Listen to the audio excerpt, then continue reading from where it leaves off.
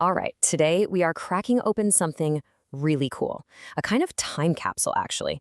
It's a guide to personal success written way back in 1917.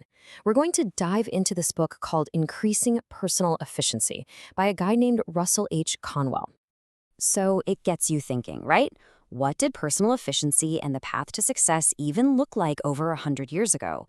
Well, we're about to find out, and we're going to explore some advice that is, surprisingly timeless, and some that is, well, very much a product of its time. Yeah, so in this explainer, we're basically taking a tour through the main ideas in his book. It's really like looking at a historical artifact. It tells us so much about the values and the ambitions of people in the early 1900s. Okay, so here's the game plan for our little trip back in time. We're going to look at what he had to say about womanhood and their influence, then take this really weird, surprising turn into music as medicine.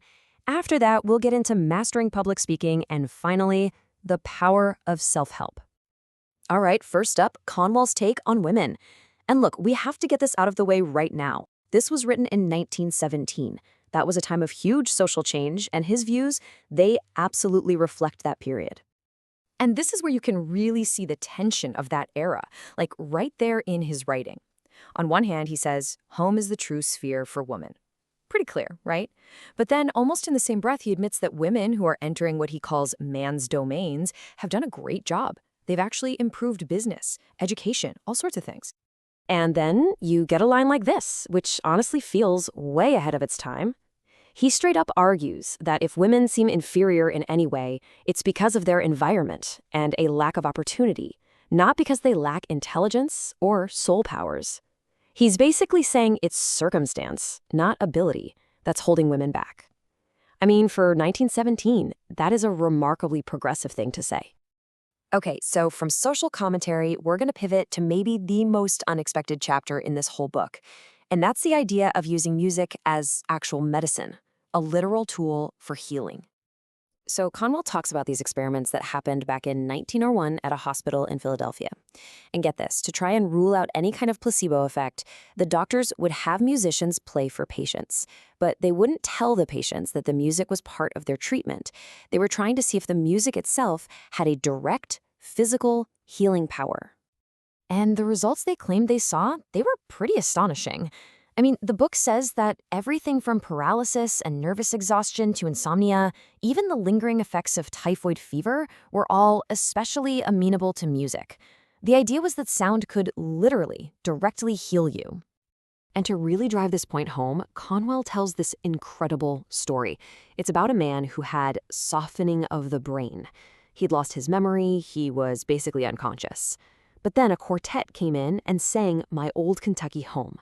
And as they sang, the man's eyes brightened up, his mind just came back online. He was able to tell his lawyer exactly where to find some really important family papers. Now, the effect didn't last, but for that one moment, it was like the music completely unlocked his mind. All right, so we've talked about healing the body, now let's talk about persuading the mind. For Conwell, public speaking, oratory, wasn't just some fancy skill. He saw it as a totally essential tool for being efficient and influential, and it was something he believed pretty much anyone could master. You gotta remember, this is a time when newspapers and books are blowing up, right? But Conwell was adamant that they could never replace the power of a person speaking live. He believed there's this mesmeric force in a person's voice and their manner that what he calls the cold lead of type just can't replicate. He actually breaks it down into a really simple 4-step formula. Step 1, get your audience's attention and make sure it's favorable. Step 2, lay out the important facts right at the beginning. Step 3, build your argument with logic and reason.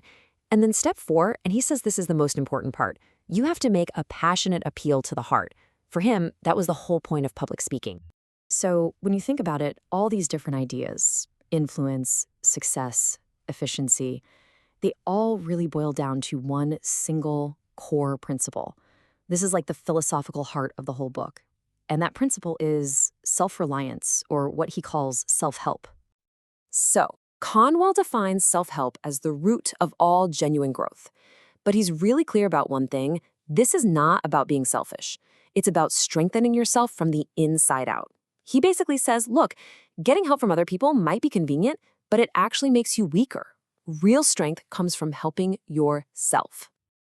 And this quote, man, it just sums up his whole philosophy perfectly. Aspiration plus perspiration carries men to dizzy heights of success. Aspiration minus perspiration often lands them in the gutter. In other words, you can have all the dreams in the world, but if you don't put in the sweat, they're not going to get you anywhere. And to really prove his point, he just rattles off this list of famous people and their humble beginnings. It's all about showing that greatness isn't something you're born with, it's something you build. You've got Lincoln, who was a rail splitter, Benjamin Franklin, a printer. Even Louisa Alcott started as a housemaid. They were all, as he puts it, architects of their own success. So really, when you get right down to it, the book's main message is about character. Conwell believes this secret ingredient is thoroughness. His advice is that if you want to do big things, you first have to build the habit of doing the small things, even the tiniest, most insignificant tasks, perfectly, completely. And all of this leaves us with one big question, doesn't it? When we look back at this guide from 1917, with its mix of surprisingly modern ideas about hard work and self-reliance, and its, very dated views on society and science, what do you think? Which of these ideas are timeless truths that still apply today, and which ones are just relics of a bygone era best left in the past?